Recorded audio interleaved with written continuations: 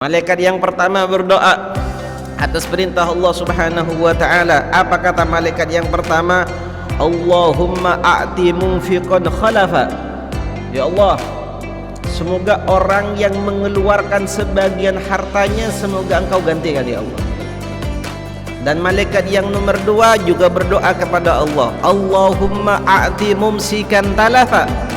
Ya Allah, semoga orang-orang yang pelit terhadap hartanya sehingga tidak mau bersedekah, tidak mau menoleh sama orang-orang yang tidak mampu, berikanlah dia kemusnahan harta ya Allah.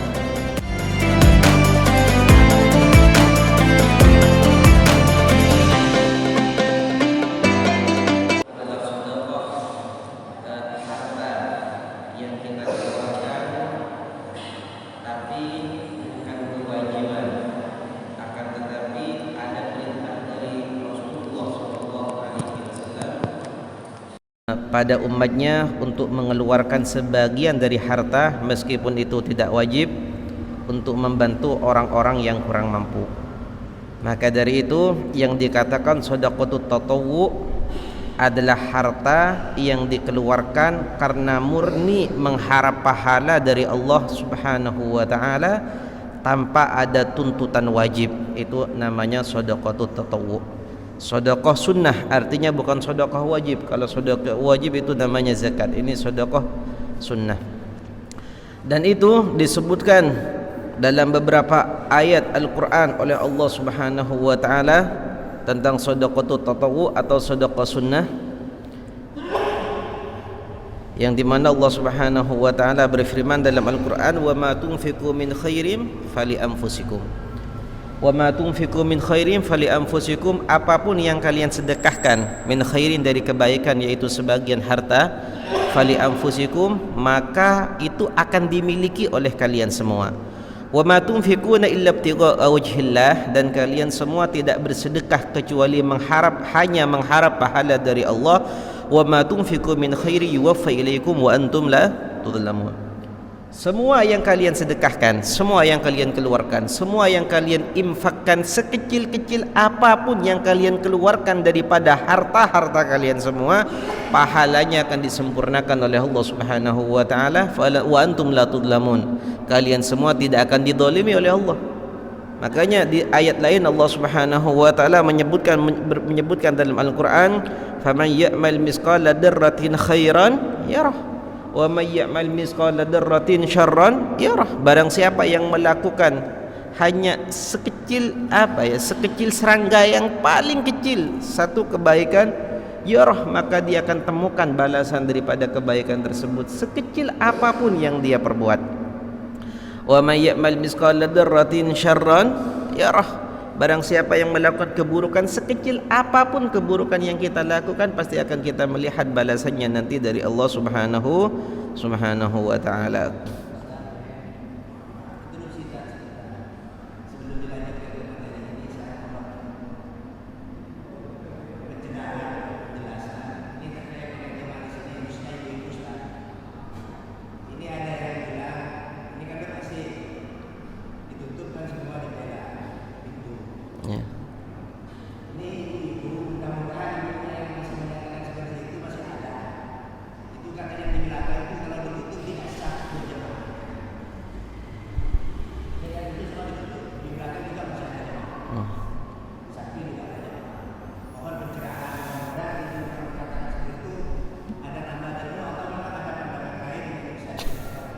Ya, masalah solat jamaah ini ya, masalah solat jamaah, bagaimana syarat persyaratan solat jamaah ini? Salah satunya adalah makmum itu harus mengetahui gerak-geriknya imam, imma bisama wa imma birru'yah. Imma dengan mendengarkan suara, tidak melihat orangnya, tapi dia mendengarkan suaranya, tapi tahu gerak-geriknya. Itu yang pertama. Yang kedua, birru'yah, tidak mendengarkan suaranya, tapi dia melihat bagaimana gerak-geriknya imam. Kalau seandainya imam itu tidak kelihatan karena saking jauhnya imam, atau dia ada di saf paling akhir, maka yang diharuskan tersebut adalah mengetahui atau mendengar daripada gerak-gerik saf sebelumnya. Jadi kalau tahu bagaimana posisinya imam, rukukah atau sujudkah dari saf sebelumnya, maka itu hukumnya cukup. Cuma ada syarat-syarat tambahan. Syarat-syarat tambahan itu apa? Syaratnya itu makmum itu harus bisa seandainya melangkah ke arah imam tanpa membelakangi kiblat.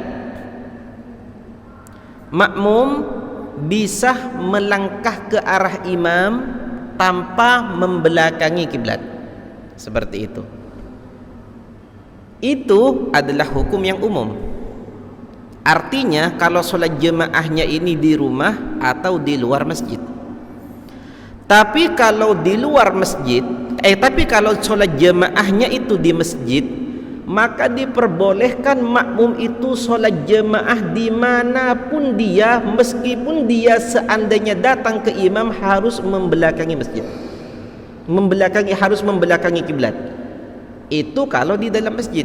Misalnya contoh ya, di sini ada pintu, di sini ada pintu.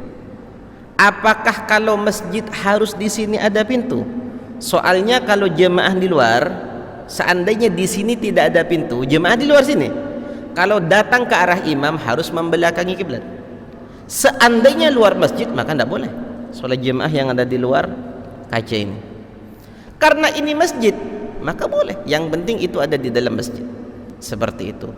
Bagaimana hukumnya seandainya kita sholat jemaah di luar tembok? Nah, di luar tembok ya, di luar tembok ini ada temboknya, kita tidak bisa melihat imam, sama sekali tidak bisa melihat imam, melihat makmum juga tidak bisa.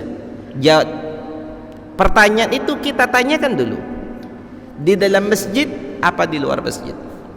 Jawabannya di dalam masjid, masih sah kalau itu di dalam masjid. Kecuali kita imamnya ada di dalam masjid, makmumnya ada di luar pagar tapi di sebelah sana, artinya untuk datang ke arah imam harus membelakangi kiblat, maka itu baru tidak sah di luar pagar, pagar luar itu. Seperti itu. Jelas ya? Bagaimana seandainya pintu semua ditutup? Apakah sah jemaahnya orang yang ada di luar pintu? Yang ada di luar pintu, bukan yang ada di dalam. Yang ada di luar pintu sah apa tidak? Jawabannya, selama pintu tidak dikunci, hanya ditutup saja, tidak dikunci pintu itu, maka jemaahnya tetap sah. Jangankan di masjid, meskipun di luar masjid, kalau hanya ditutup, karena hanya tertutup saja, seandainya makmum itu datang ke imam itu masih bisa. Nah kalau dikunci baru tidak bisa. Seperti itu. Faham ya? Jelas. Jadi kalau hanya sebatas ditutup saja, apalagi ini masjid, hanya ditutup saja, maka itu tidak mengganggu kesahan sholat jemaah bagi orang yang ada di luar pintu. Gimana? Jelas ya? Hah? Hanya ditutup aja sah, apalagi ini masjid. Masjid ini dikatakan oleh ulama, jangankan lantainya, bahkan tembok-temboknya ini layak semuanya seandainya bisa kita tempati sholat untuk kita berdiri di situ. Ini masjid, karena masjid itu dibangun memang hanya untuk ditempati sholat. Itu tujuan utama daripada masjid. Kalau kita dirikan majelis ilmu ini adalah bonus, tapi tujuan utama daripada masjid tersebut adalah mendirikan sholat. Makanya saking pentingnya masjid ini untuk sholat, kalau ada orang sholat di sini ada majelis taklim, kalau sekiranya majelis taklim mengganggu orang yang sholat, maka suaranya harus dipelankan, karena memang tujuannya untuk sholat. Seperti itu. Jadi ala kulli hal, kalau di dalam masjid ini semuanya enteng, semuanya hukum sholat jemaah ini. Yang penting masih di dalam masjid. Nah kalau di luar masjid itu agak berat sedikit. Nah gini, ada pintu di sini kan, ini kalau bukan masjid wajib, tapi kalau ini karena ini masjid, dipasang ya nggak dipasang ya, seperti itu. Jelas ya? Jelas. Bagaimana yang perempuan? Mungkin ada yang mau ditanyakan lagi, mumpung ini belum dilanjut masalah sholat jamaah.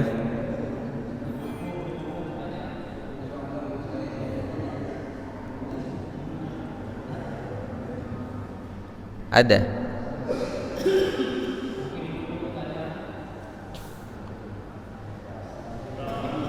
Lanjut ya.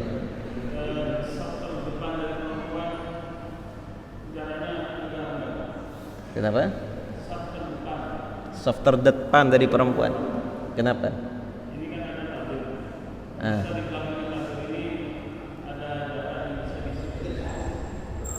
Ya.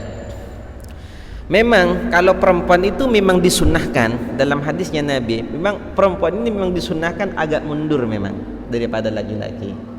Tapi itu kalau sekiranya muat, semua perempuan yang paling belakang itu muat. Kalau seandainya yang paling belakang harus mundur keluar masjid, lebih baik di depan harus maju. Itu begitu.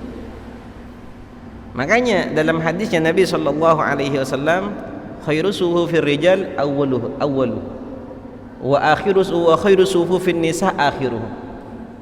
Apa itu? Paling bagus, sebaik-baiknya safnya laki-laki adalah saf yang pertama, dan sebaik-baiknya saf perempuan adalah yang paling belakang. Tapi itu bukan mengartikan kalau perempuan baru datang harus ada di belakang kemudian ada di depan. Tidak, tetap yang ada di depan, begitu. Kalau fadilatus shaf tetap yang di depan, tapi lebih tertutupnya shaf daripada pandangan laki-laki adalah shaf yang paling belakang. Seperti itu. Kalau ini kan sudah tertutup semua, jadi depan belakang bismillah. Seperti itu. Bukan tidak sah, sahnya sah tetap. Bahkan kalau kita memandang sahnya sholat jamaah, sahnya jamaah, seandainya kita memandang ini, imamnya ada di sini, makmumnya ada di pojok sana, itu sah. Kalau kita memandang ini masjid ini tidak ada jarak. Kalau seandainya bukan masjid, masih ada batasan jarak, yaitu 300 dirham. Kalau seandainya masjid, contohnya Masjidil Haram atau Masjid Nabawi, yang dimana besarnya luar biasa, seandainya imamnya ada di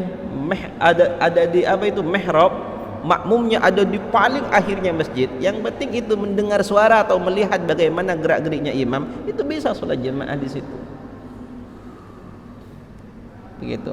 Apalagi seperti Masjidil Haram, yang dimana terkadang shaf itu sama sekali tidak nyambung. Itu di Masjidil Haram. Iya kan ya? Kalau sholat jamaah mungkin kalau kita umroh kita ada di dalam terus, ya. Tapi yang ada di luar itu masih banyak orang yang jemaahnya terputus karena ada jalan atau karena ada proyek, karena memang di tengahnya itu harus dijalani sesuatu. Ada di luar Masjidil Haram itu, di luar bangunan itu ada shaf itu. Di luar Babu Salam, di sebelahnya apa itu? Di sebelahnya tempat sa'i itu kan masih ada tangga. Seperti itu. Gimana? Faham ya? Faham ya? Ayo. Shadaqatut tatawwu disebutkan dalam hadisnya Nabi sallallahu alaihi wasallam, Ibnu Adam anfiq unfaq alaik, wahai Ibnu Adam, bersedekahlah kalian maka kalian akan diberi sedekah langsung oleh Allah Subhanahu wa taala. Dan disebutkan dalam hadisnya Nabi Muhammad sallallahu alaihi wasallam, dawu mardakum bis sadaqah, bahkan adanya sedekah ini bisa menjadi obat, ya, menjadi obat untuk keluarga kita yang sakit. Terkadang kita punya keluarga sakit, diobati tidak sembuh-sembuh, kita sedekahkan dengan niat agar keluarga kita yang sakit itu sembuh. Boleh apa enggak? Boleh. Siapa yang menyuruh itu? Nabi Muhammad sallallahu alaihi wasallam. Terus disebutkan dalam hadis lain, kata Nabi sallallahu alaihi wasallam, ma naqasa malun min sadaqatin, tidaklah akan berkurang itu harta dengan sedekah, melainkan sebaliknya, sedekah harta tersebut akan bertambah dengan kita memberikan sedekah. Kok bisa? Iya, karena ada hadisnya Nabi sallallahu alaihi wasallam yang disebutkan bahwasanya tiap pagi Allah Subhanahu wa taala mengutus 2 malaikat pada tiap-tiap orang. Dan 2 malaikat tersebut mengutus 2 malaikat, Allah Subhanahu wa taala mengutus 2 malaikat, dan malaikat tersebut mendoakan tiap-tiap manusia dengan doa yang berbeda. Satunya berdoa untuk ini, satunya berdoa dengan doa yang lain. Malaikat yang pertama berdoa, atas perintah Allah Subhanahu wa taala. Apa kata malaikat yang pertama? Allahumma a'ti munfiqan khalafa.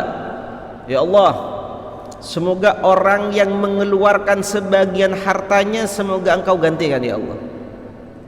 Dan malaikat yang nomor dua juga berdoa kepada Allah, Allahumma a'ti mumsikan talafa. Ya Allah, semoga orang-orang yang pelit terhadap hartanya sehingga tidak mau bersedekah, tidak mau menoleh sama orang-orang yang tidak mampu, berikanlah dia kemusnahan harta ya Allah. Itu kata malaikat yang nomor dua.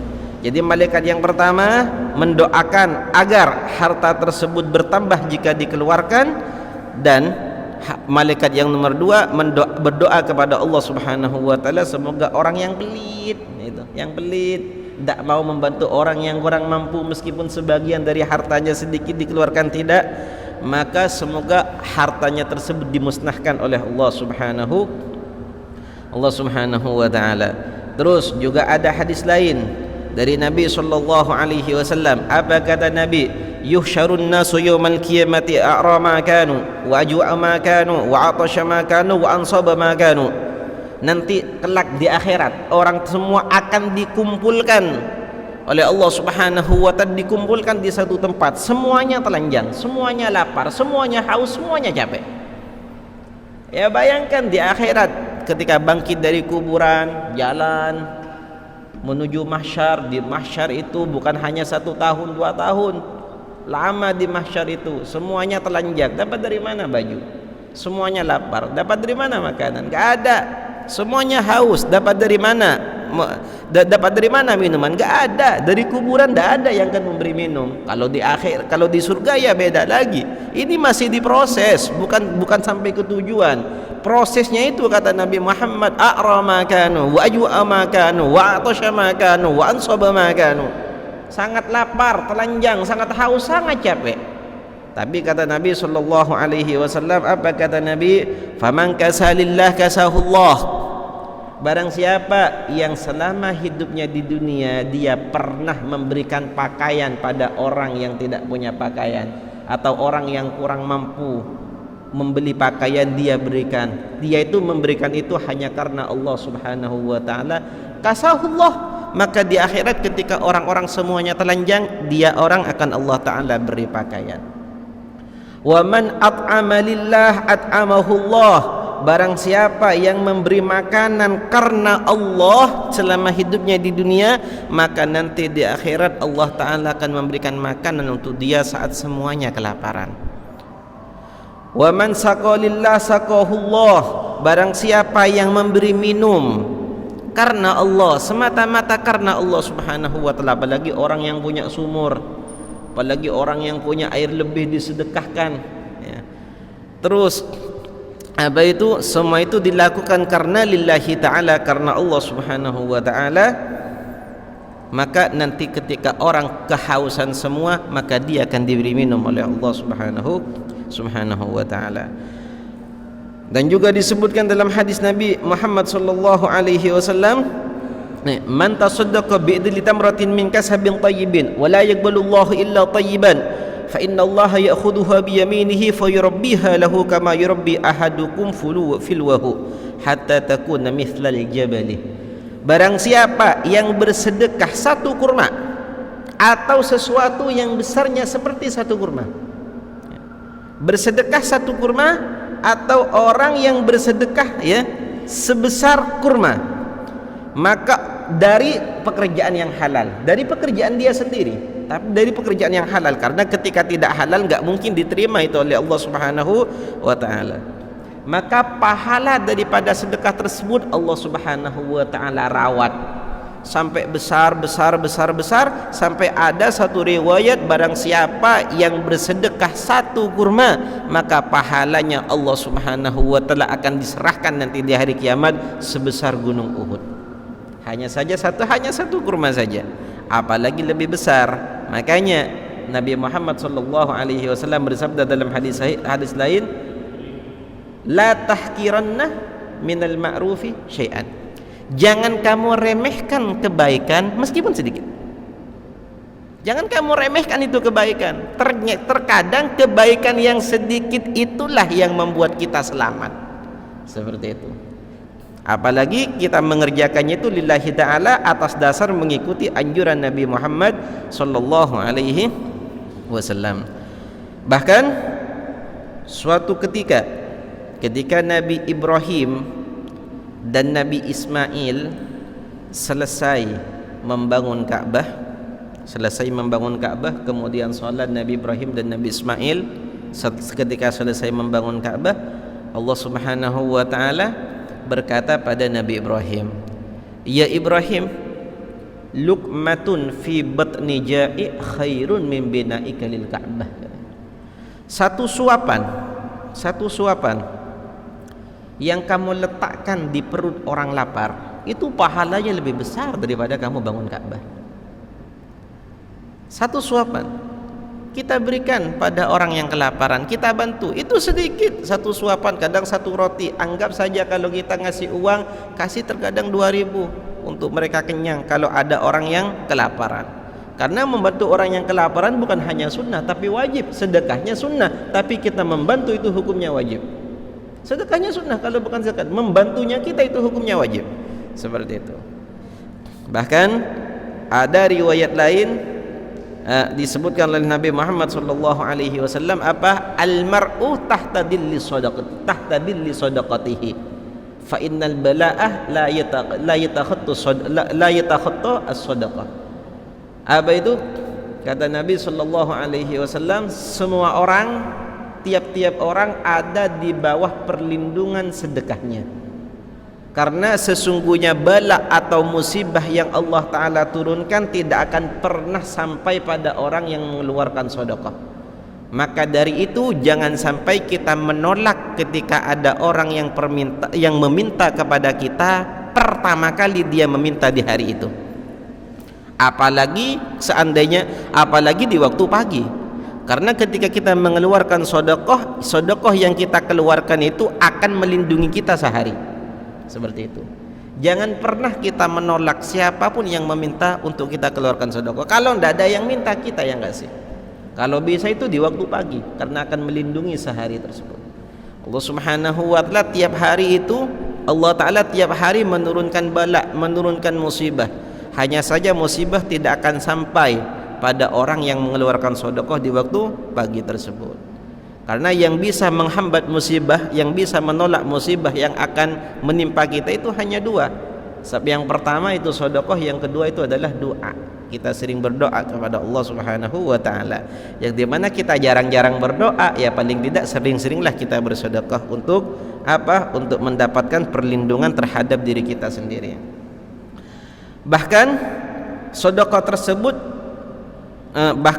tersebut disebutkan riwayatnya bahwa sedekah itu bisa melindungi, ya, bahwa sedekah tersebut bisa melindungi orang-orang yang akan terkena musibah. Ada satu riwayat di zamannya Nabi Sulaiman alaihi salam, ada orang yang dimana di depan rumahnya itu ada pohon, di situ ada sarang burung. Tiap sarang burung ini bertelur, orang itu mengambil telurnya. Untuk apa? Untuk dimakan. Istrinya bilang sama suaminya untuk mengambil, anaknya lapar, diambil. Burung ini ngadu pada Nabi Sulaiman. Nabi Sulaiman, ini orang selalu mengganggu keluarga saya, kata burung. Telur saya diambil, dia makan Nabi Sulaiman. Saya tidak punya anak kalau gitu. Akhirnya apa? Ini orang dipanggil oleh Nabi Sulaiman alaihi salam. Sudah, kamu sekarang tidak boleh ngambil telur itu lagi. Kasihan itu burung. Kan baik Nabi Sulaiman. Pada akhirnya sehari dua hari, yang namanya keluarga itu lapar. Jadi istri dan anaknya mendesak itu laki-laki agar mengambil telur burung itu lagi. Diambillah lagi, mengadu lagi itu burung pada Nabi Sulaiman. Akhirnya apa? Nabi Sulaiman mengancam, kalau kamu satu kali lagi kamu ngambil, satu kali lagi kamu ini ngambil, maka saya akan cabut tangan kamu hidup-hidup badan kamu, kata Nabi Sulaiman alaihi salam. Akhirnya apa? Ketika orang itu pulang, Nabi Sulaiman itu berkata pada salah satu prajurit dari bangsa jin, sudah kalian pantau itu orang, kalau dia mengganggu telur burung itu lagi, kamu cabut tangannya, kata Nabi Sulaiman. Akhirnya apa? Ternyata tetap istrinya mendesak lagi untuk ngambil. Nah, sampai-sampai orang ini kasihan sama anak dan istrinya, jadi nggak ada rasa takut itu. Ketika mau naik ke pohon itu, tiba-tiba ada pengemis, dan orang itu nggak punya apa-apa lagi yang akan dikasih pada pengemis kecuali dua roti kecil, 2 potongan roti yang kecil. Akhirnya dia kasih pada pengemis tersebut. Ketika orang itu naik mengambil telurnya, ternyata nggak ada apa-apa, padahal sudah jin dari bangsa jin yang diutus oleh Nabi Sulaiman. Akhirnya diambil, ngadu lagi itu burung. Apa kata Nabi Sulaiman? Ini jin gimana kok amanat, sudah saya kasih amanat tetap nggak dijalankan amanatnya. Kemudian dipanggillah itu jin oleh Nabi Sulaiman. Ketika dipanggil, Nabi Sulaiman berkata, kenapa engkau tidak menjalankan amanat yang saya tugaskan pada kalian? Jin itu berkata, wahai Nabi Sulaiman, bukan kita tidak mau menjalankan amanat, akan tetapi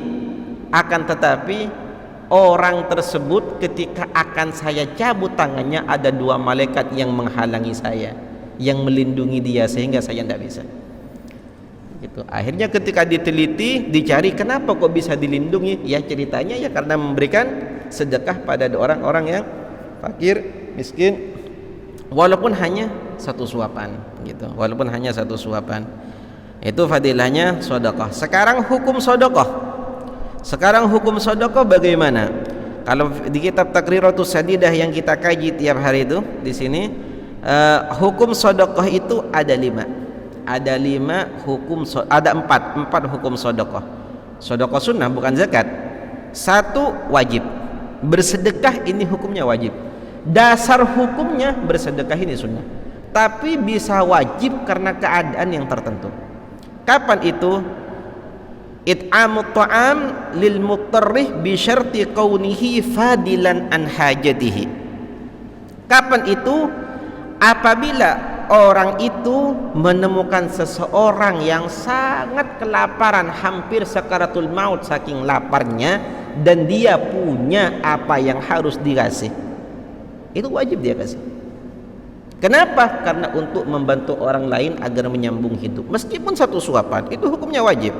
Bahkan kalau seandainya ada orang kelaparan, sangat kelaparan, kita tidak ngasih, maka kita dosa, dan itu pahalanya sangat besar. Apalagi yang kita bantu itu adalah orang Islam yang taat ibadah kepada Allah Subhanahu wa ta'ala. Makanya dulu ada satu cerita disebutkan dalam riwayat hadisnya Nabi Muhammad sallallahu alaihi wasallam. Ada 2 orang melewati gurun pasir yang dimana di situ panasnya luar biasa. Yang satu orang soleh, yang satu orang yang bangsat. Orang yang fasik, orang yang suka maksiat, orang yang ahli maksiat. Yang satu orang yang fasik, yang satu orang yang soleh. Hanya punya air sedikit, anggap saja 1 gelas. Sedikit, tinggal sedikit sisa airnya, itu untuk bekal dia. Akhirnya apa? Ketika di tengah perjalanan, orang yang soleh ini kehausan sampai jatuh. Saking haus itu sampai jatuh. Kemudian orang yang fasik yang punya air ini berpikir, ini orang penampilannya soleh, taat kepada Allah Subhanahu wa ta'ala. Kalau saya ngasih air ini sementara desa masih jauh, kalau air ini saya kasih, maka saya yang mati. Tapi kalau tidak saya kasih, maka dia yang mati. Dipikir lagi itu orang, kalau saya yang hidup, apa gunanya saya hidup? Orang pekerjaan saya selalu seperti ini, banyak maksiat kepada Allah. Tapi kalau orang ini yang hidup, maka hidupnya lebih manfaat daripada hidupnya saya, katanya. Akhirnya air 1 gelas itu apa? Diminumkan sebagian dan sebagian lagi disiramkan. Akhirnya bangun lagi, dikasih minum sisanya, akhirnya bisa bangun lagi sehingga bisa melanjutkan perjalanan. Nah, orang yang soleh, orang yang fasik ini belum sampai ternyata memang sudah kehausan jatuh. Nah, orang yang soleh nggak ada lagi yang mau dibuat minum untuk dia, akhirnya dia meninggal. Dia meninggal. Kata Nabi SAW, di akhirat nanti orang tersebut, orang yang fasik ini, Allah Subhanahu wa taala vonis dia masuk neraka karena amalnya. Dan orang yang soleh, Allah Subhanahu wa taala akan memasukkan dia ke surga dengan rahmatnya, sebab rahmat tersebut dia peroleh dari amal dia juga. Akhirnya apa? Allah Subhanahu wa taala ini, ada satu riwayat yang menjelaskan bahwasanya ada masa, ada waktu yang dimana orang ahli surga dan orang ahli neraka ini saling bertatapan. Orang ahli surga akan melihat orang ahli neraka dari orang-orang yang dia kenal. Begitu juga orang ahli neraka akan melihat orang ahli surga daripada orang-orang yang dia kenal. Akhirnya apa? Orang fasik ini ketika melihat orang soleh yang dia tolong selama hidupnya itu, hanya satu kali pertolongan, satu kali bertemu dengan satu kali pertolongan. Berkata orang yang fasik itu, "Wahai fulan, wahai syekh, wahai ustadz, tidakkah engkau ingat pada saya?" Apa kata itu orang yang soleh itu? Siapa kamu? Saya enggak ingat sama kamu. Kenapa? Karena orang ahli neraka itu penampilannya semuanya beda. Kenapa? Buruk. Bahkan ada satu riwayat, ada yang hangus sampai enggak nampak manusia, sampai enggak nampak wajahnya, hangus semuanya. Semuanya kumuh, semuanya kotor. Ketika diingatkan, "Wahai syekh, ini saya. Dulu waktu kita melewati gurun pasir, engkau yang kehausan, saya kasih air, ingat apa enggak?" Apa kata orang soleh tersebut? "Oh iya, ingat. Alhamdulillah, berkahnya saya dikasih air, saya bisa gini, saya bisa gitu, saya bisa melanjutkan perjuangan untuk menjalankan amanat dari Allah dan Nabi Muhammad, dan menjalankan amanat atau tugas dari Allah Subhanahu wa taala." Menjawab itu orang yang fasik, "Ya syekh, tolonglah, dulu kan saya sudah menolong antum, sudah menolong anda dulu. Jadi sekarang tolonglah saya ini kepada Allah Subhanahu wa taala, doakan saya, mintakan saya ini keringanan kepada Allah. Bawalah saya sebagaimana saya dulu pernah menolong antum, sekarang giliran antum menolong saya." Apa kata itu orang? Langsung orang itu bersimpuh, bersujud kepada Allah Subhanahu wa taala. "Ya Allah, saya bisa melanjutkan ibadah, saya bisa melanjutkan berzikir gara-gara orang itu ya Allah, sehingga saya bisa jadi seperti ini gara-gara dia yang menolong ya Allah. Saya minta izin ya Allah untuk meminta satu orang saja padamu ya Allah." Apa kata Allah Subhanahu wa taala? "Ambillah siapapun orang yang kamu mau, bawa kemana saja." Akhirnya diangkat oleh itu orang dan dibawa ke surganya Allah Subhanahu wa taala. Makanya ada istilah, ada orang masuk surga gara-gara air satu gelas. Itu gara-gara air satu gelas. Makanya disebutkan dalam Al-Imam Ali Zainal Abidin Ibn Al-Husain, beliau berkata, "Inna Allah Ta'ala khabba'a salasan fi salasin." Allah Subhanahu wa taala itu menyembunyikan 3 rahasia besar di dalam 3 yang lain. Khabba'a ridahu fi ta'atih. Allah Subhanahu wa taala menyembunyikan keridhaannya di dalam taat kepadanya. Fala tahkiru minha syai'a la'alla ridahu fihi.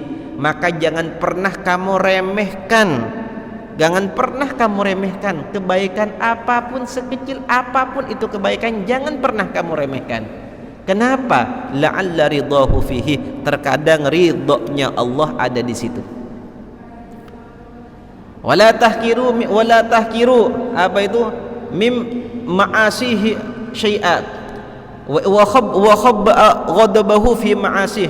Allah Subhanahu wa taala juga menyembunyikan kemurkahannya di dalam bermaksiat kepadanya. Fala tahkiru minha syai'an la'alla ghadabahu fihi. Maka jangan pernah kalian meremehkan dosa, sekecil-kecil apapun itu dosa, jangan pernah kalian lakukan. Kalau bisa, kalau terlanjur maka bertobatlah kepada Allah Subhanahu wa taala. Kenapa? La'alla ghadabahu fiha. Mungkin murkanya Allah ada di situ. Maka hati-hati. Banyak orang melakukan maksiat tapi tidak semua itu mendapatkan murka dari Allah. Terkadang ada satu maksiat yang disitulah dia disebabkan dia itu jadi orang celaka. Yang mana tidak ada yang tahu. Makanya tinggalkan semua maksiat. Kalau kita ini manusia yang punya nafsu, nggak mungkin punya maksiat. Paling tidak janganlah kamu tinggalkan tobat. Makanya ada orang datang pada Nabi Muhammad sallallahu alaihi wasallam, "Ya Rasulullah, inni adnabtu dzamban." Ya Rasulullah, saya ini melakukan dosa. Ya Rasulullah, bagaimana nasib saya kalau saya melakukan dosa? Apa kata Nabi Muhammad? Idza adnabta dzamban fatub ila Allah. Ya Rasulullah, apa kata Nabi Muhammad? Kalau kamu melakukan dosa, maka kamu bertobatlah kepada Allah Subhanahu wa taala. Ya Rasulullah, saya sudah bertobat ya Rasulullah, tapi saya ini masih begini lagi ya Rasulullah. Apa kata Nabi Muhammad? Idza utta fatub ila Allah. Kalau kamu sudah terlanjur kembali lagi, maka bertobatlah lagi kepada Allah. Jawabnya gitu orang, ya Rasulullah, sudah berkali-kali saya seperti ini ya Allah, tapi saya masih saja melakukan dosa ya Rasulullah. Apa kata Nabi Muhammad? Idza utta fatub ilallah. Jika kamu kembali lagi, maka bertobatlah kamu kepada Allah Subhanahu wa taala sampai setan yang putus asa. Bukan kamu yang putus asa, sampai setan yang putus asa. Kamu bertobat kepada Allah Subhanahu wa taala mengikuti anjuran Nabi Muhammad sallallahu alaihi wasallam. Sementara setan ingin menyeret kamu. Jadi kamu jangan pernah bosan untuk bertobat kepada Allah. Jangan pernah bosan untuk kembali kepada Allah. Kenapa? Karena setan juga enggak pernah bosan menjauhkan kamu dari Allah. Jadi jangan pernah kamu kalah bosan dengan setan. Kamu melakukan kembali pada Allah, melakukan lagi, kembali lagi pada Allah. Masa kamu kalah dengan musuh kamu? Musuh kamu tidak pernah bosan. 24 jam setan ini tidak pernah bosan ingin menyesatkan manusia. Masa kamu yang bosan? Allah Subhanahu wa taala selalu membukakan pintu tobat untuk kamu selama 24 jam. Dalam hadisnya Nabi sallallahu alaihi wasallam, innallaha ta'ala yabsutu yadahu bil-lail yatuba musii'un nahar wa yabsutu yadahu bin-nahar liyatuba musii'ul lail hatta tadlu asy-syamsu min maghribiha. Allah Subhanahu wa taala membuka pintu tobat di waktu siang agar orang yang melakukan tobat di waktu malam ada kesempatan untuk bertobat. Allah taala juga membuka pintu tobat di waktu malam agar orang yang melakukan dosa di waktu siang ada kesempatan bertobat di waktu malam. Sampai kapan itu? Hatta tadlu asy-syamsu min maghribiha, sampai matahari terbit dari arah barat. Kalau sudah matahari terbit dari arah barat, maka Allah Subhanahu wa taala menutup pintu tobat bagi orang yang sudah bermaksiat dan tidak bertobat sampai matahari dari sana. Sudah, pintu tobat sudah terputus bagi orang tersebut. Kalau orang-orang yang sebelumnya sudah ahli taubat, kalau sebelumnya sudah ahli ibadah, maka semuanya akan berjalan terus itu kebaikan meskipun matahari sudah keluar dari barat. Itu yang pertama. Yang pertama sedekah sedekah yang wajib. Yang kedua, sedekah itu ada sedekah hukumnya sunnah, dan itu dasar hukum sedekah memang sunnah. Kalau yang wajib ini karena ada keadaan tertentu, ketika ada orang yang memang sangat membutuhkan dan kita ada kita ini untuk membantu dia, maka itu hukumnya sunnah. Yang ketiga, makruh. Ada sedekah ini hukumnya makruh. Ada sedekah ini hukumnya makruh. Kapan sedekah itu hukumnya makruh? Jika ada orang itu bersedekah dengan sesuatu yang tidak layak sementara yang layak itu ada. Artinya apa? Dia punya nasi yang bagus, dia punya nasi yang hampir kurang sedikit basi, dan itu yang dikasih sama orang fakir, orang miskin yang masih layak, nggak disedekahkan. Kapan mau disedekahkan? Nunggu kalau hampir basi lagi. Misalnya seperti itu hukumnya makruh, kecuali tidak ada lagi baru nggak apa-apa.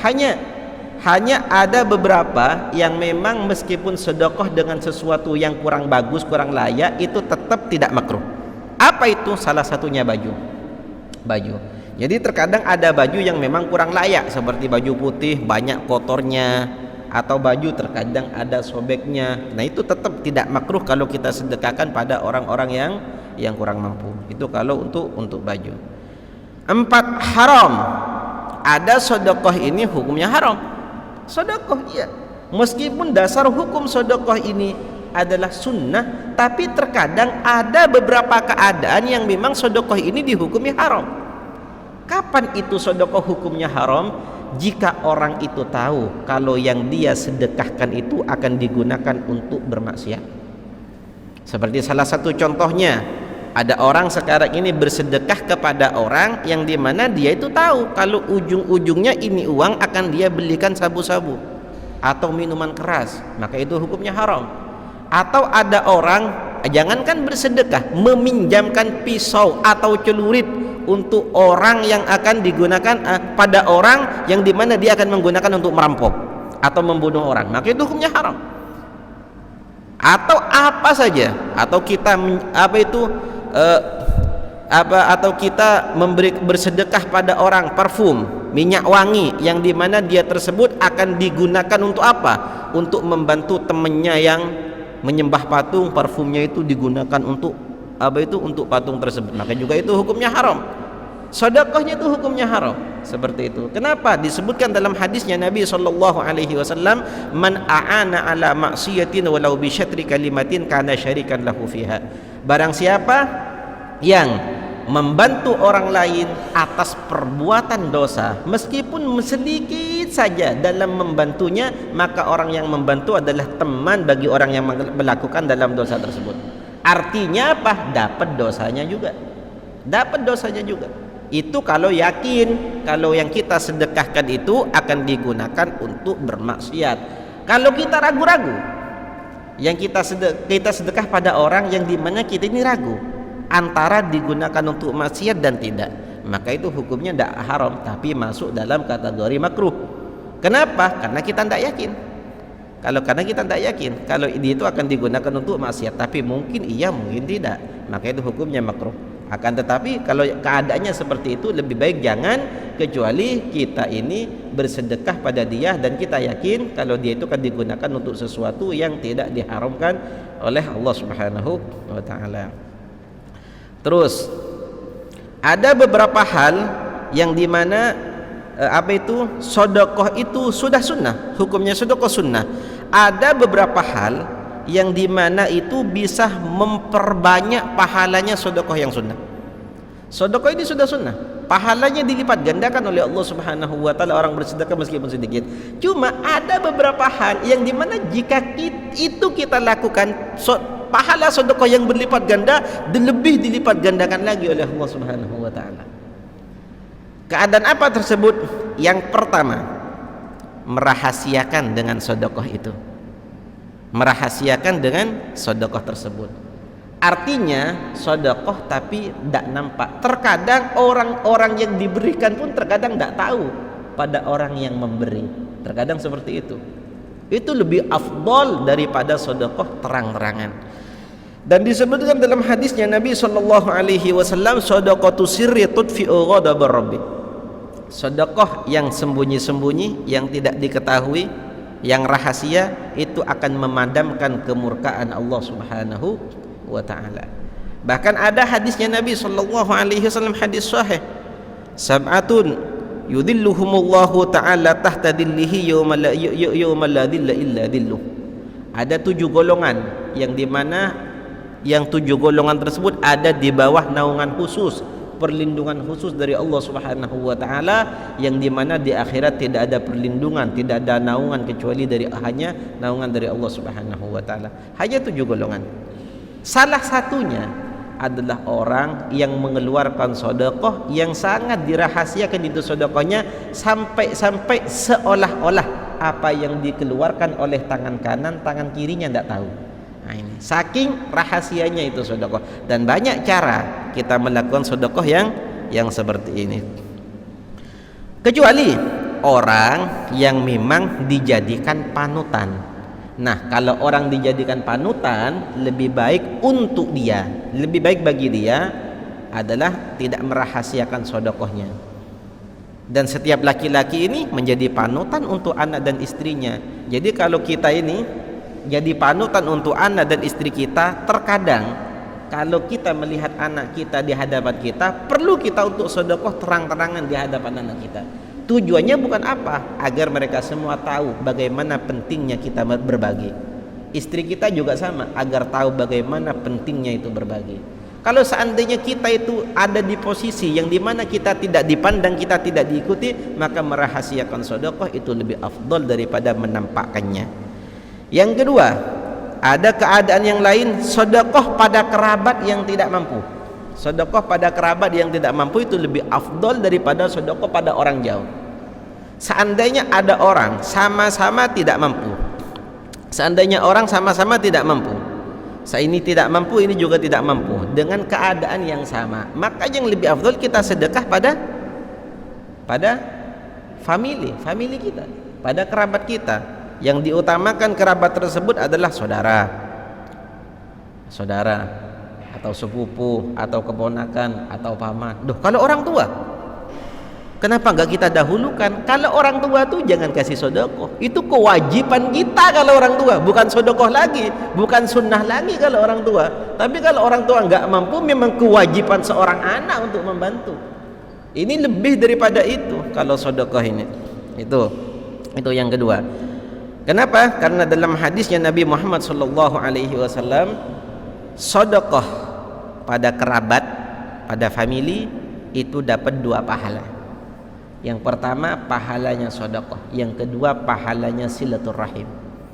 Karena silaturahim itu bukan hanya sekedar kita datang pergi, tidak.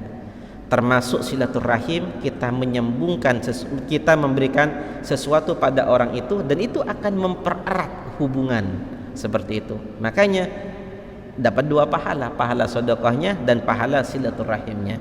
Itu kalau hanya satu yang mau kita sedekahkan, misalnya beras 1 kilo. Kalau yang mau kita sedekahkan itu banyak, dibagi-bagikan itu lebih afdol daripada dikasih pada 1 orang. Kalau yang mau disedekahkan itu banyak.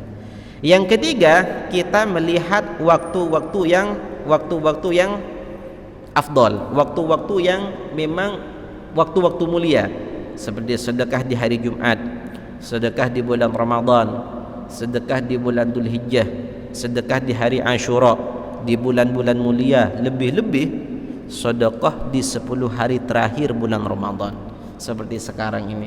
Rasulullah adalah orang yang sangat dermawan, tapi paling nampak dermawannya Rasulullah yaitu adalah 10 hari terakhir daripada bulan Ramadan tersebut.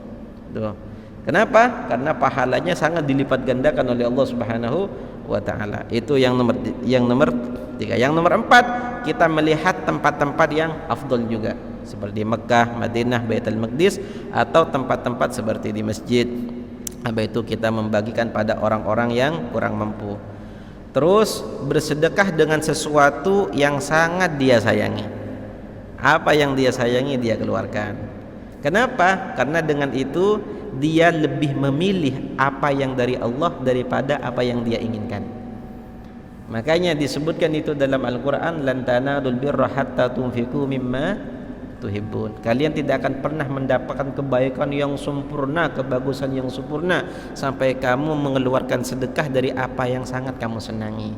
Itu.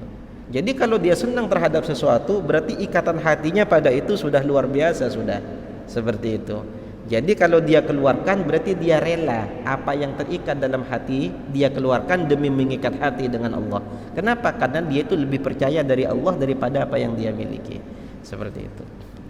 Terus di sini ada beberapa hal ya yang disebutkan tadi, makruh kita bersedekah ya. Ada beberapa hal yang berkaitan dengan sedekah yang dimana itu hukumnya makruh. Yang pertama tadi itu adalah sedekah dengan sesuatu yang buruk sementara masih ada yang bagus. Itu hukumnya makruh, kecuali 2. Yang pertama as-saubil khaliq, baju yang hampir rusak ya, baju yang jelek. Itu enggak apa-apa, enggak makruh kita sedekahkan. Ada lagi meskipun jelek kita sedekahkan itu enggak makruh. Apa? Uang. Enggak apa-apa uang jelek, kan harga kan nominalnya tetap sama. Jadi bersedekah dengan uang enggak harus yang bagus-bagus, yang jelek-jelek juga enggak apa-apa, yang penting masih laku. Dan jadi kita bersedekah dengan 10.000 yang bagus lebih baik 50.000 yang jelek, kan gitu. Yang nomor 2, ada beberapa hal kita makruh mengambil sedekah dari seseorang apabila orang itu hartanya bercampur halal dan haram. Ada orang pekerjaannya ini halal dia kerjakan, haram juga dia kerjakan, dan dia bersedekah pada kita, kita ngambil itu makruh hukumnya. Kalau kita nggak tahu dan kita nggak yakin bahwa yang kita ambil itu dari yang haram. Kalau kita yakin atau kita tahu kalau yang kita ambil itu dari yang haram, maka kita menerimanya juga tidak boleh, haram. Seperti ada orang misalnya ya, dagangannya sabu-sabu, nggak ada pekerjaan lain, cuma itu saja dia sedekahkan, kita menerima, tidak boleh. Apalagi kita makan, kalau kita tahu itu sudah haram. Haram ini ya, sesuatu yang diharamkan oleh Allah dan Nabi Muhammad SAW, kalau diperjualbelikan, maka jual belinya itu tidak sah. Jadi uang itu bukan milik dia, tapi milik orang sebelumnya, karena kan jual belinya nggak sah. Ini kalau bukan milik dia, maka dia nggak bisa sewenang-wenang menggunakan uang tersebut. Kalau dikasih pada kita, itu bukan haknya, maka itu kita haram hukumnya. Seperti itu. Kalau kita yakin bahwa yang kita ambil tersebut adalah sesuatu yang diharam. Kalau kita tidak yakin karena pekerjaannya campur aduk, maka itu hukumnya makruh. Yang ketiga, ada berhukum yang berkaitan dengan sedekah, ini hukumnya makruh. Apa? Sesuatu yang kita sedekahkan pada orang lain, kita ambil lagi meskipun dengan cara dibeli, itu hukumnya makruh. Sesuatu yang kita keluarkan, kita sedekahkan, lalu kita menyesal, sudahlah saya ganti uang, itu hukumnya makruh. Seolah-olah dia mengeluarkan, tapi ada unsur tidak rela itu dikeluarkan. Nah, makanya itu kalau benar-benar mau lillahi ta'ala, sudah mantapkan saja. Kalau tidak yakin ya sudah, cari yang lain saja untuk disedekahkan. Ada dua keadaan yang dimana hukum bersedekah itu haram. Dua keadaan, bukan sedekahnya yang haram, keadaan itu yang membuat dia bersedekah, hukumnya dia sedekah haram. Kapan itu? Apabila orang tersebut hanya punya harta sedikit untuk nafkah keluarga yang wajib, tapi keluarganya nggak dinafkahkan, dia sedekahkan pada orang, itu haram hukum. Kenapa? Karena bersedekah itu hukumnya sunnah. Menafkahi anak istri itu hukumnya wajib. Jika tidak ada makanan sama sekali, hanya sedikit, dan itu cukup untuk nafkah anak istrinya, tapi nggak dikasih sama anak istri, tapi dikasih pada orang, itu hukumnya haram. Yang kedua, apa itu? Selalu menyebut-nyebut sedekahnya. Kalau seandainya orang pakai baju, itu baju dikasih saya itu. Kalau nggak dikasih saya, itu nggak bisa pakai baju bagus. Ada saya baru dia itu. Paham ya? Itu namanya al-mannu bis sadaqah, selalu membaca sedekahnya. Dan al-mannu bis sadaqah, membaca sedekahnya itu menyakiti orang atau mempermalukan orang yang dia beri sedekah.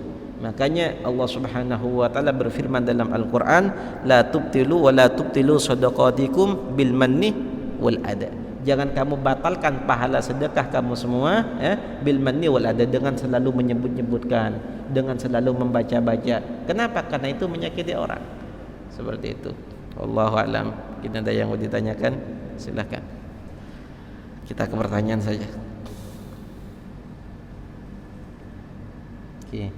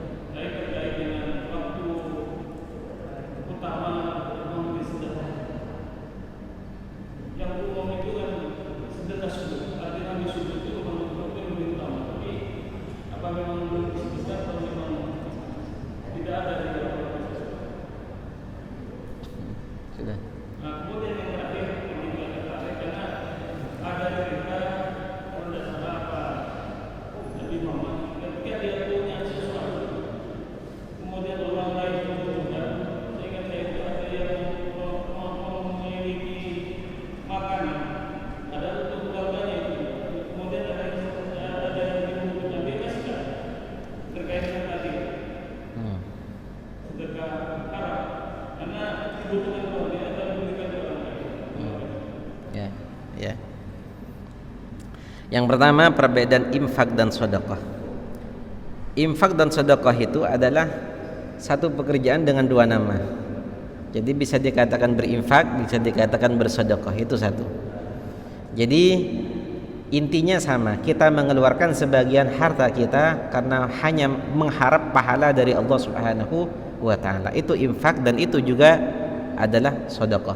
Itu yang pertama. Dan yang kedua, bagaimana hukumnya orang meminta-minta? Bagaimana hukumnya orang meminta-minta sementara dia itu mampu, maka itu hukumnya nggak boleh. Maka itu hukumnya nggak boleh. Maka nanti kalau ada orang yang seperti itu, maka nanti di hari kiamat dia akan akan menjadi orang yang paling fakir nanti di hari kiamat, orang yang seperti itu. Bahkan ada satu riwayat, barang siapa yang meminta-minta sementara dia mampu, dia punya, dia kaya. Kaya itu bukan orang yang banyak harta, tapi dia seandainya makan itu cukup, maka nanti di akhirat Allah Subhanahu wa taala akan tampakkan dia di hadapan orang-orang dan akan dipermalukan dia di hadapan orang-orang, dan wajahnya ini tidak akan ada sisa dagingnya sama sekali, hanya tinggal kulit dan tulang. Inilah orang yang minta-minta dengan sedekah. Ketika orang itu terkadang ada yang setengah maksa itu sedekah ya. Minta itu kadang setengah maksa. Kalau setengah maksa dan orang yang memberinya itu terpaksa, maka itu hukumnya haram.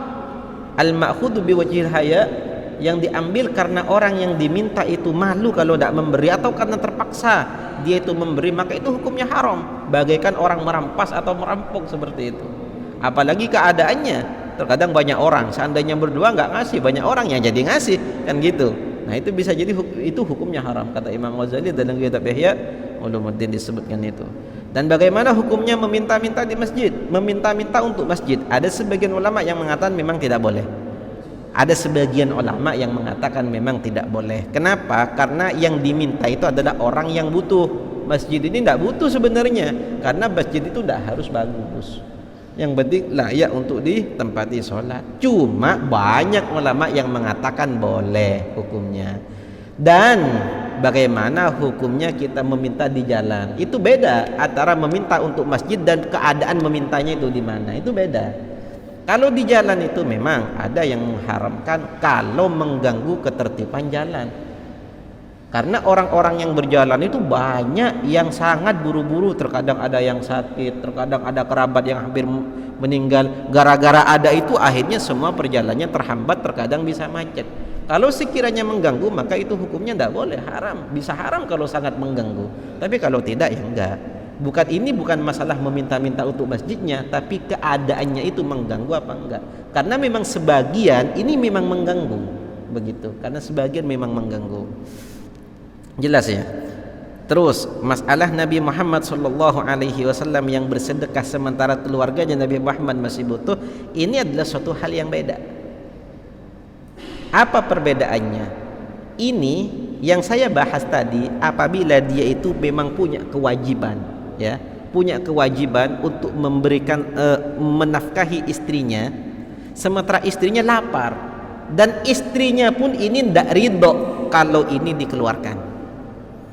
Kenapa? Karena istri itu memang kalau istrinya ridho, misalnya saya punya istri, punya anak, tidak ada uang lagi kecuali 50.000, tapi saya sedekahkan, istri saya ini rela, nggak apa-apa meskipun lapar saya, nggak apa-apa, yang penting sama-sama ridho, dan itu dikeluarkan, maka itu hukumnya boleh. Kenapa? Karena itu lebih mendahulukan orang daripada dirinya sendiri. Tapi kalau suaminya, istrinya nggak tahu dan tidak tahu daripada sifat istrinya dia akan ridho, maka hukumnya haram. Kalau itu kan sudah hak istrinya, tapi istrinya sudah ridho, ya sudah, bismillah. Dan itu ada satu riwayat memang yang diceritakan dari Sayyidina siapa itu? Ada salah satu sahabat, kalau tidak salah Abi Talha, kalau tidak salah itu. Wallahu alam kalau salah ini saya. Tapi ini ada salah satu sahabat. Nabi Muhammad ini punya tamu. Suatu ketika Nabi Muhammad ini punya tamu. Akhirnya Nabi Muhammad tidak ada yang bisa dihidangkan untuk tamunya. Akhirnya apa? Nabi Muhammad itu berkata pada sahabat yang banyak, siapa yang bisa menghidangkan tamu untuk saya? Jadi salah satu sahabat, Masya Allah ya, karena ingin mencari perhatiannya Nabi Muhammad, saya ya Rasulullah. Ya sudah, dibawa itu tamunya malam. Akhirnya apa? Ketika nyampe ke rumahnya, bilang sama istrinya, ada makanan enggak? Apa kata istrinya? Tidak ada, hanya makanan bayi saja yang ada. Ya sudah, keluarkan saja. Ini ada tamu untuk kita dari Rasulullah sallallahu alaihi wasallam. Akhirnya gimana? Tamu itu dihidangkan dan tuan rumahnya itu sok sibuk, seolah-olah banyak makanan.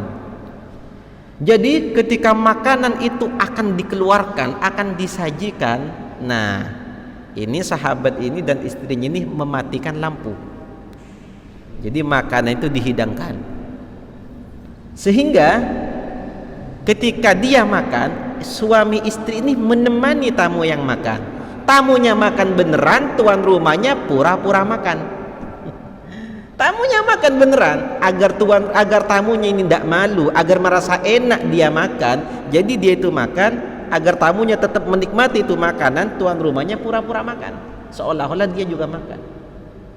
Dan Rasulullah sangat senang pada sahabat ini ketika keesokan harinya Allah Subhanahu wa taala sangat senang atas apa yang kamu lakukan dan istri kamu. Nah, itu ridho. Istrinya itu ridho, tidak ada makanan lagi kecuali itu. Katanya nggak ada makanan lagi, istri itu ridho. Nabi Muhammad meridhoi dan Nabi Muhammad mengatakan Allah taala senang dengan perilaku mereka berdua. Itu menunjukkan kalau memang istrinya ridho, itu tidak ada masalah, karena itu adalah hak istrinya. Seperti itu. Kewajiban suaminya adalah menafkahi istrinya. Ketika yang seharusnya istri itu miliki, istrinya ridho untuk dikeluarkan, sudah tidak apa-apa, maka itu tidak ada masalah. Seperti itu. Jelas ya? Ya, tapi kalau istrinya yang tepak kasih cerewet, jangan macam-macam. Itu bisa. Makanya orang itu kalau seandainya nggak punya istri, ya, maka dia itu wajib menafkahi dirinya sendiri. Kata Nabi Muhammad SAW, ibda bi nafsik. Bahkan ada hadis lain, ibda biman ta'ul. Kalau dia itu sendiri, maka mulailah dengan dirinya sendiri sebelum orang lain. Ketika dirinya selesai, ibda biman ta'ul, mulailah dengan orang yang wajib kamu nafkahi dulu sebelum pada orang. Seperti itu.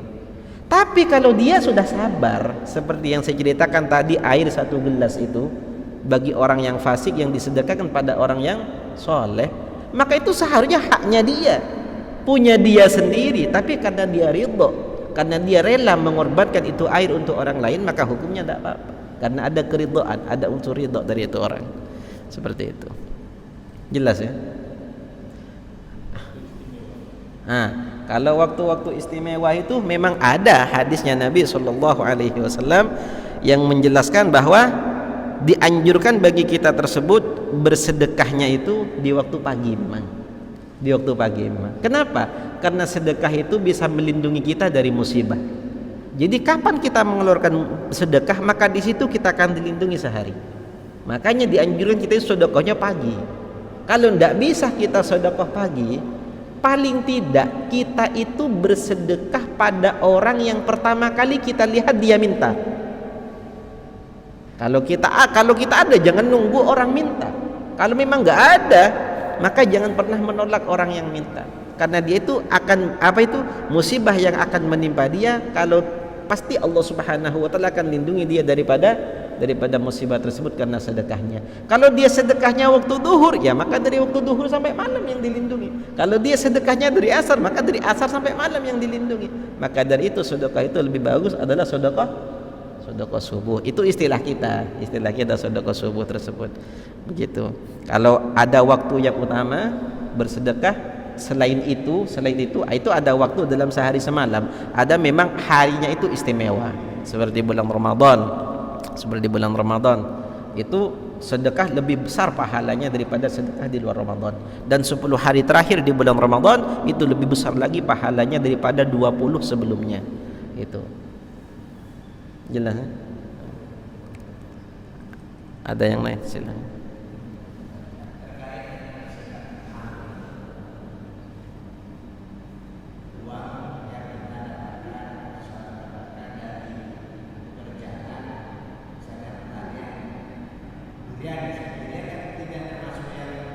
Wajib zakat.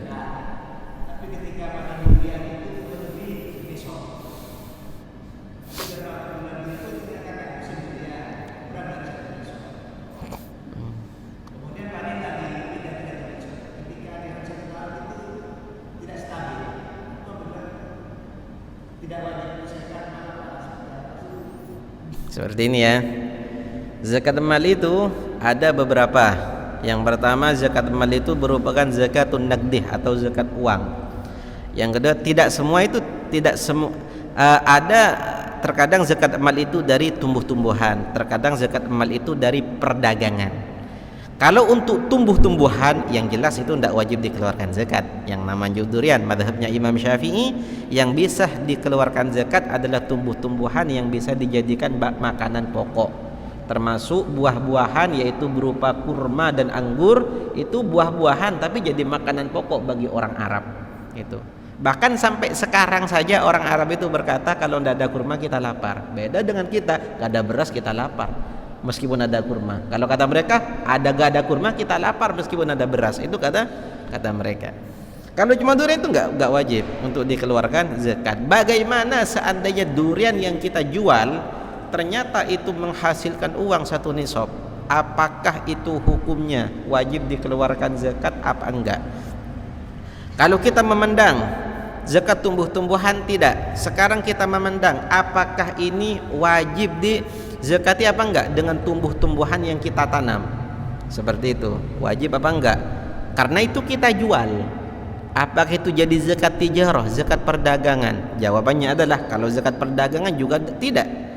Karena yang dikatakan berdagang itu adalah taklibul mal li gharadir ribhi. Taklibul mali li gharadir ribhi. Memutarbalikkan harta untuk mendapatkan hasil. Artinya apa? Kita membeli untuk dijual lagi cari hasil. Itu namanya perdagangan. Tapi kalau hanya menjual apa yang jadi milik kita jual, itu namanya hanya menjual, bukan berdagang. Begitu. Itu namanya baik atau menjual, bukan berdagang. Kalau berdagang kita beli terus kita jual, itu namanya baru berdagang. Kita membeli, kita jual lagi, tujuannya untuk mendapatkan hasil, begitu. Itu baru namanya perdagangan. Termasuk daripada perdagangan itu apa? Seperti kita ternak ayam, kita kan beli beli makanan ayamnya, beli vitaminnya, beli ini, hasilnya kita jual. Itu termasuk daripada perdagangan, memutarbalikkan harta tujuannya untuk mendapatkan hasil, seperti itu. Dan itu kalau memang duriannya milik sendiri banyak, maka itu punya milik. Zakat tumbuhan enggak ada, zakat tijarah juga itu enggak dinamakan tijarah. Kenapa? Karena dia menjual miliknya, bukan menjual hasil daripada yang dia beli dari orang.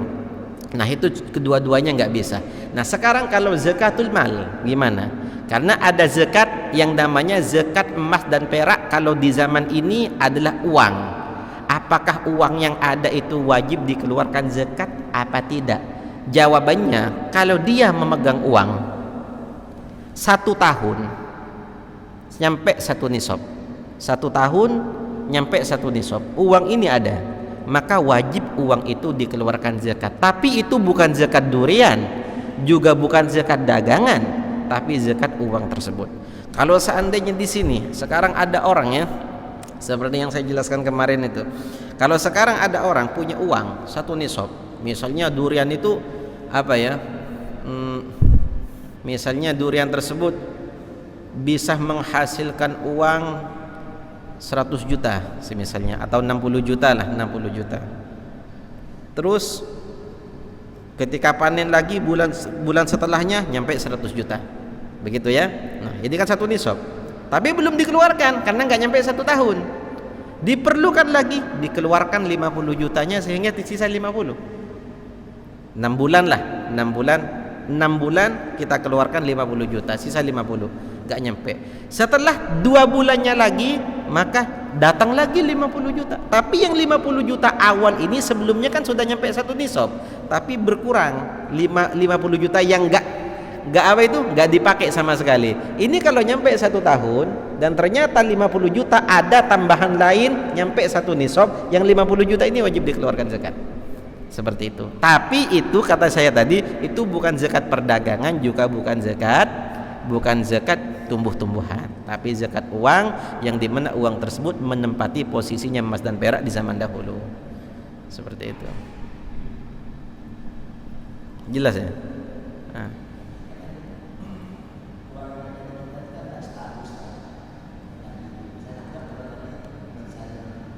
Ya. Kal kalau uang itu nggak stabil sampai satu nisab habis, sampai satu nisab lagi habis, itu nggak ada kewajiban apa-apa, nggak ada kewajiban apa-apa. Dan itu ada memang yang seperti itu, seperti orang suatu waktu jual mobil, dapat uang banyak daripada perjualan mobil. Itu kan mobil siapa? Mobil miliknya sendiri. Oh, ada mobil lagi yang baru, dia beli, habis sudah uangnya. Ada yang ini, saya butuh sesuatu, dijual lagi, dapat ratusan juta lagi, beli lagi. Itu kan nggak stabil namanya. Apa wajib dikeluarkan zakat? Nggak wajib.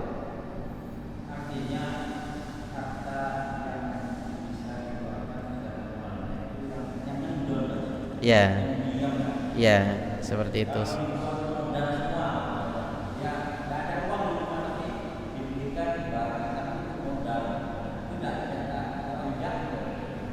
Barang itu berbentuk apa? Hmm.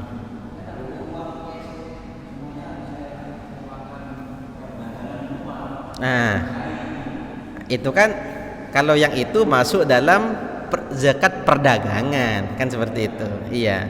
Soalnya itu kan apa itu membeli untuk dijual, itu perdagangan. Meskipun tidak punya uang sama sekali, di akhir tahun dagangan itu dikrus, seandainya jadi uang nominalnya berapa, nyampe satu nisab baru dikeluarkan zakat. Ini kan enggak, tadi ini bukan perdagangan, tapi ini memang hanya tumbuh-tumbuhan yang dia tanam sendiri, seperti itu. Akhirnya masya Allah banyak, ya sudah dijual saja, kan seperti itu.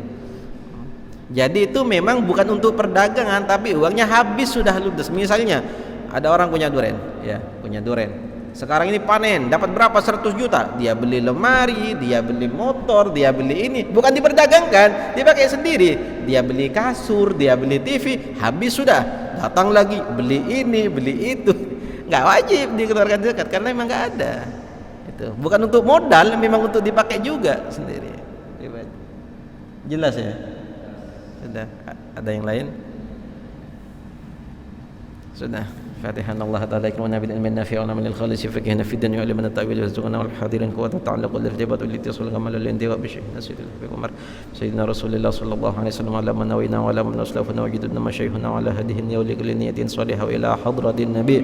Fatihah. A'udzu billahi minasyaitonir rajim. Bismillahirrahmanirrahim. Alhamdulillahi rabbil alamin. Arrahmanirrahim. Maliki yaumiddin. Iyyaka na'budu wa iyyaka